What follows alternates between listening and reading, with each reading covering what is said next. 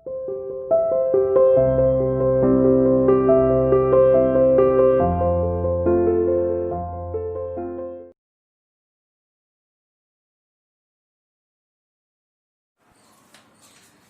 Good morning student, welcome to C R international school online classes. बच्चों, मैं आपके हिंदी के टीचर उपस्थित हूँ आपके सामने आपको हिंदी पढ़ाने के लिए। बच्चों, आज की इस वीडियो में हम बात करने वाले हैं हमारे पाठ 7 की, जिसका नाम है चिड़िया की आंख। ठीक है, यह हमारा चैप्टर है बेटा, और जिसका नाम है चिड़िया की आंख। और इस चैप्टर के माध्यम से आपको ये समझाने की कोशिश की जाती है कि आपको अपने एम को प्राप्त करने के लिए, यानी जो भी आपका लक्ष्य है, आपको क्या बनना है, आपको डॉक्टर बनना है, इंजीनियर बनना है, एक अच्छा टीचर बनना है।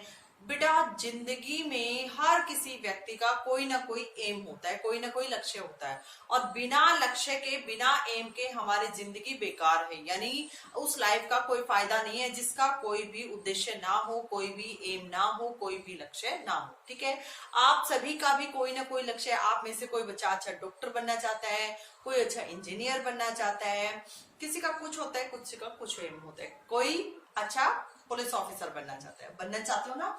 हाँ।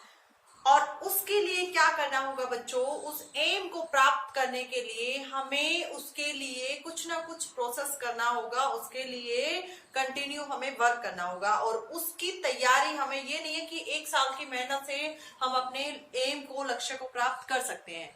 हमारा एम अगर आज हम डिसाइड करते हैं हमें ये बनना है, तो उसको बनने के लिए हमें आज से ही अपना प्रोसेस स्टार्ट कर देना चाहिए। यानी आज से ही हमें उसके लिए कार्य करना स्टार्ट कर देना चाहिए, शुरू कर देना चाहिए। ठीक है बच्चों, ये जो हमारा पार्ट 7 है, जिसका नाम है चिड़िया की आंख। ठीक है, और इस चैप्टर में हम रीड करेंगे कि कैसे हमें अपने लक्ष्य को निर्धारित करना चाहिए, और अपना लक्ष्य निर्धारित करने के बाद उस पर फोकस बनाए रखना चाहिए। ठीक है, यानी उसको, अपने एम को केंद्रित कर देना चाहिए कि ये हमारा एम है और इसे मुझे प्राप्त करना ही करना है। ठीक है, और उसके लिए चाहे आपको फिर कुछ भी करना पड़े। देखिए बेटा, आज जो हम चैप्टर पढ़ने वाले हैं वो स्थान यानी जगह कौन सी है? घने जंगल में गुरु द्रोणाचार्य का आश्रम। यानी आज जो हम चैप्टर पढ़ने वाले चिड़िया की आंख, इस चैप्टर में जो जगह बताई गई है वो जगह कौन सी है बच्चों? यानी इस चैप्टर में जहां बात की जा रही है वो कौन सी जगह है? घने जंगल में गुरु द्रोणाचार्य का आश्रम। ठीक है, समय कौन सा है, यानी टाइमिंग कौन सी है बेटा? सूर्योदय काल, यानी प्रातः काल का समय है जब सूर्य उदय होता है। ठीक है, थर्ड पॉइंट है बेटा पात्र, यानी इस चैप्टर में हम किन किन पात्र के बारे में बात कर रहे हैं। ठीक है, इस चैप्टर में हम इस पाठ में गुरु द्रोणाचार्य के बारे में पढ़ेंगे, युधिष्ठिर के बारे में पढ़ेंगे, दुर्योधन के बारे में पढ़ेंगे, भीम के बारे में पढ़ेंगे, और अर्जुन के बारे में भी हम इस चैप्टर में बात करने वाले हैं। ठीक है, यानी इस चैप्टर में इन पात्रों के बारे में बात कही गई है, यानी इन पात्रों का जिक्र किया गया है, इनके बारे में हम इस पाठ में पढ़ने वाले हैं। सबसे लास्ट और सबसे इंपॉर्टेंट पॉइंट है बेटा पाठ का उद्देश्य। इस पाठ को क्यों आपकी पाठ्य पुस्तक में लागू किया गया है, क्यों आपकी पुस्तक में ये पाठ दिया गया है जिसे आप पढ़ो? इसका मेन उद्देश्य है बेटा अपने लक्ष्य पर ध्यान केंद्रित करना। यानी ये पाठ आपको ये शिक्षा देता है कि आपका जो भी एम है, जो भी लक्ष्य है, आपको उसे केंद्रित करना चाहिए, यानी उसको एम बनाकर उसी पर फोकस बनाए रखना चाहिए। यानी मुझे ये करना है, मुझे ये बनना है, मतलब बनना है, और इसकी तैयारी मुझे कल से नहीं, मुझे आज से ही शुरू कर देनी चाहिए। ठीक है, आइए बेटा बुक के थ्रू इस चैप्टर को रीड कर लेते हैं। देखिए, सभी बच्चे अपने बुक्स के साथ रेडी हो जाइए जल्दी। सभी के हाथ में पेंसिल होनी चाहिए, और आपकी बुक में जो पेज है बेटा, पेज नंबर है आपकी बुक में पेज नंबर 47। पेज नंबर 47 जल्दी से ओपन कर लीजिए बेटा। देखिए, हमारा पार्ट 7 है जिसका नाम है चिड़िया की आंख। यानी इसमें चिड़िया की जो आंख है उसको एम बनाकर, उसको अपना लक्ष्य बनाकर उस पर ध्यान केंद्रित किया जाता है। और जो गुरु द्रोणाचार्य होता है अपने शिष्यों की परीक्षा लेते हैं और उनको चिड़िया की आंख पर निशाना लगाने के लिए कहते हैं। जैसे आपके टेस्ट होते हैं, टीचर्स आपको बोलते हैं कि बेटा कल मैं आपका ये टेस्ट लूंगी, तो आप उसके लिए रेडी हो जाइए। और मॉर्निंग में मैम टेस्ट लेती हैं और आप सभी बच्चे टेस्ट के लिए रेडी होते हो। ऐसे ही गुरु द्रोणाचार्य भी इनकी परीक्षा लेते हैं और ये अपनी परीक्षा के लिए तैयार रहते हैं। ठीक है, सभी बच्चों को गुरु द्रोणाचार्य जी बुलाते हैं और 1 बाय 1 सभी को बुलाते हैं और चिड़िया की आंख पर निशाना लगाने के लिए कहते हैं।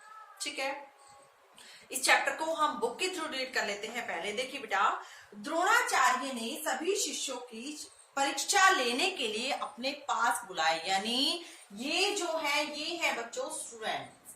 ठीक है, ये स्टूडेंट्स हैं, जैसे कि आप स्टूडेंट हो। ठीक है, और इनके गुरु यानी अध्यापक कौन है, इनके गुरु कौन है, गुरु द्रोणाचार्य जी। ठीक है, गुरु द्रोणाचार्य ने अपने सभी शिष्यों की परीक्षा लेने के लिए उन्हें अपने पास बुलाया।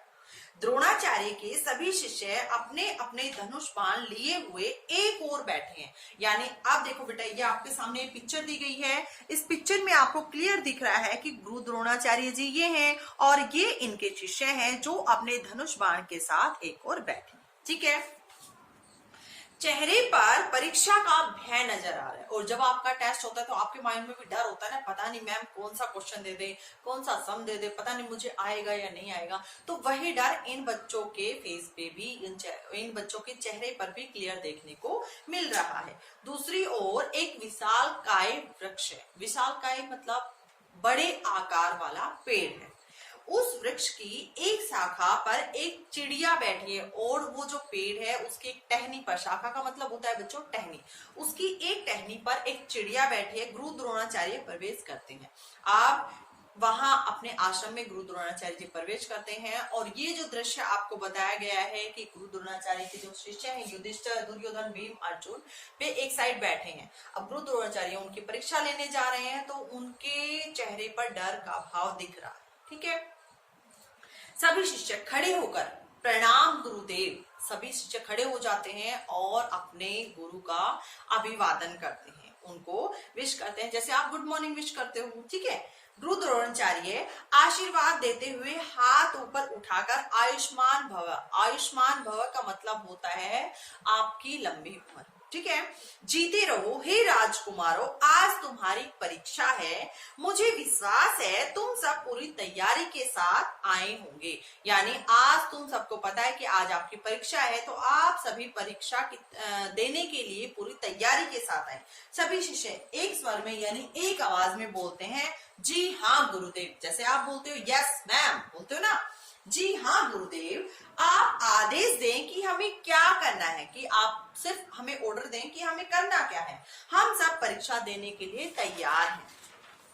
ठीक है, आगे देखिए बेटा, द्रोणाचार्य जी वृक्ष की ओर इशारा करते हुए, यानी पेड़ अगर उस साइड है तो गुरु द्रोणाचार्य ने पेड़ की ओर इशारा करते हुए क्या कहा, उस वृक्ष की ओर ध्यान से देखो। यानी आपको उस पेड़ की ओर ध्यान से देखना है। वृक्ष पर एक चिड़िया बैठी है और उस पेड़ पर एक चिड़िया बैठी है। वह चिड़िया मिट्टी से बनाई गई है और वो चिड़िया असली चिड़िया नहीं है, वो आपकी परीक्षा लेने के लिए एक मिट्टी से चिड़िया बनाई गई है। तुम्हें उसकी आंख का निशाना साधना है और तुम्हें क्या करना है, आपको सबको क्या करना है, उस चिड़िया की आंख का निशाना बनाना है। यानी जो आप धनुष बाण चलाने वाले हो वो जस्ट उसकी चिड़िया की आंख में जाकर लगना चाहिए। ठीक है, जब मैं कहूं तभी तुम लोग तीर छोड़ना, समझ गए, यही तुम सबका लक्ष्य है। यानी मैंने जो कहा है वो आपको तभी करना है, यानी अपना तीर तभी छोड़ना है जब मैं आपसे कहूं। ठीक है, आप सभी का यही लक्ष्य है। सभी शिष्य जी हाँ गुरुदेव, समझ गए। द्रोणाचार्य, अब तुम सबकी परीक्षा शुरू होती है, यानी तुम्हारी परीक्षा स्टार्ट हो गई है। मैं एक एक करके तुम सभी को इस परीक्षा के लिए बुलाऊंगा। बाण चलाने से पहले मैं प्रत्येक शिष्य से कुछ प्रश्न पूछना चाहता हूँ, यानी कुछ क्वेश्चन करना चाहता हूँ। सही उत्तर देने वाले को ही लक्ष्य भेदने की आज्ञा दूंगा। यानी अब गुरु द्रोणाचार्य ने ये कहा कि सभी को निशाना नहीं लगाना है। आप सभी का नाम, जिसका मैं नाम लेता हूँ वो 1 बाय 1 आएगा और मैं पहले उससे कुछ क्वेश्चन पूछूंगा और जब वो क्वेश्चन के आंसर दे देगा तो मैं उसको निशाना साधने का मौका दूंगा, यानी तब उसको मैं परमिशन दूंगा। ठीक है, सभी शिष्य जी गुरुदेव, द्रोणाचार्य, राजकुमार युधिष्ठिर, पहले तुम आओ। अब द्रोणाचार्य जी ने सबसे पहले किसको बुलाया? युधिष्ठिर को। ठीक है, युधिष्ठिर धनुष बाण संभालकर निशाना साधने का अभिनय करते हुए, जी गुरुदेव। अब वो अपने धनुष बाण को रेडी कर लेते हैं चलाने के लिए। गुरु द्रोणाचार्य जी कहते हैं युधिष्ठिर, निशाना साध लिया तो बताओ तुम्हें क्या दिखाई दे रहा है, यानी अगर तुम अपना निशाना साधने के लिए तैयार हो तो अब तुम बताओ कि तुम्हें क्या दिखाई दे रहा है।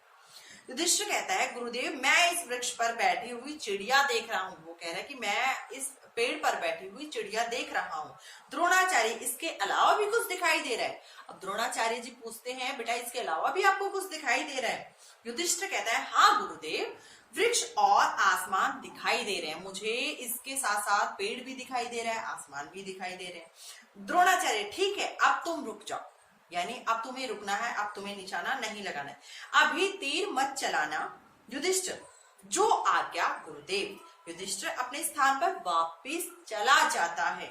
द्रोणाचार्य, दुर्योधन अब तुम आओ, तुम्हारी बारी। यानी युधिष्ठिर के बाद अब टर्न किसकी है? दुर्योधन की। आप गुरु द्रोणाचार्य जी बुलाते हैं दुर्योधन को, ठीक है, निशाना साधने के लिए। गुरु द्रोणाचार्य जी किसको बुलाते हैं? दुर्योधन को। ठीक है, आगे देखिए बेटा, गुरुदेव, मुझे पहले ही मालूम था युधिष्ठिर इस परीक्षा में सफल नहीं हो सकता। ये किसने कहा? दुर्योधन ने। किसके लिए कहा? युधिष्ठिर के लिए। इस परीक्षा में मेरे अतिरिक्त, अतिरिक्त का मतलब होता है बच्चों अलावा, यानी मेरे अलावा और कोई सफल हो ही नहीं सकता। और ये किसने कहा? दुर्योधन ने कहा। जब युधिष्ठिर को वापस भेज दिया जाता है तब दुर्योधन को बुलाया जाता है। गुरु द्रोणाचार्य जी दुर्योधन को बुलाते हैं। दुर्योधन कहता है कि मुझे तो पहले ही पता था कि युधिष्ठिर इस परीक्षा में असफल रहेगा, क्योंकि मुझे पता है इस काम को मेरे अलावा और कोई नहीं कर सकता। ठीक है, आगे देखिए, गुरु द्रोणाचार्य जी, अच्छा दुर्योधन आओ अपना निशाना साधो। अब गुरु द्रोणाचार्य जी किसको कहते हैं? दुर्योधन को कहते हैं कि आओ अपना निशाना साधो। दुर्योधन धनुष बाण उठाकर निशाना साधने का अभिनय करता है। गुरुदेव, मैं तैयार हूँ, आज्ञा हो तो तीर चलाऊं। अब दुर्योधन ने कहा कि मैं तैयार हूँ, अगर आपकी आज्ञा है, अगर आपकी परमिशन है तो क्या मैं तीर चलाऊं? द्रोणाचार्य जी कहते हैं, नहीं, पहले मेरे प्रश्नों के उत्तर दो, यानी पहले मैं तुमसे कुछ क्वेश्चन पूछूंगा, उसके आंसर तुम्हें देने हैं। बताओ तुम्हें क्या क्या दिखाई दे रहा है? अब गुरु द्रोणाचार्य जी किससे पूछ रहे हैं? दुर्योधन से पूछ रहे हैं कि बताओ तुम्हें क्या क्या दिखाई दे रहा है। दुर्योधन कहता है, गुरुदेव, वृक्ष की टहनियां दिखाई दे रही है, शाखा पर बैठी मिट्टी की चिड़िया भी साफ दिखाई दे रही है। द्रोणाचार्य जी कहते हैं, दुर्योधन, क्या कुछ और भी दिखाई दे रहा है? अब तुम्हें पेड़ भी दिखाई दे रहा है और पेड़ पर लटकी हुई मिट्टी की चिड़िया भी दिखाई दे रही, क्या उसके अलावा तुम्हें कुछ और भी दिखाई दे रहा है? दुर्योधन कहता है, जी हाँ गुरुदेव, मुझे वृक्ष पर फल और पत्ते भी दिखाई दे रहे हैं। भीम हंसते हुए कहता है, हाँ गुरुदेव, इसे पके हुए फल ही दिखाई दे रहे हैं, इसका निशाना भी फलों पर ही जाकर लगेगा। गुरुदेव, आप मुझे आज्ञा दें ताकि मैं अपना निशाना साध सकूं। आप भीम हंसता है किसके ऊपर? दुर्योधन के ऊपर, क्योंकि दुर्योधन ने कहा कि इसके अलावा मुझे पेड़ दिख रहा है, पेड़ के ऊपर लटकी हुई मिट्टी की चिड़िया दिखाई दे रही है, उसके अलावा मुझे पेड़ पर पत्ते भी दिखाई दे रहे हैं और पेड़ पर लगे हुए पके फल भी दिखाई दे रहे हैं। अब भीम हंसता है कि इसको तो पके हुए फल ही दिखाई दे रहे हैं और इसका जो निशाना लगेगा वो भी पके हुए फलों पर ही लगेगा। ठीक है, अब यहीं तक बेटा हम पढ़ते हैं, आगे हम पढ़ेंगे नेक्स्ट वीडियो में, और आप सभी को यहाँ तक इस चैप्टर को अच्छे से रीड करना है और समझना है। नेक्स्ट वीडियो में हम इससे आगे के चैप्टर के बारे में बात करेंगे। ओके बच्चों, thank you, have a nice day.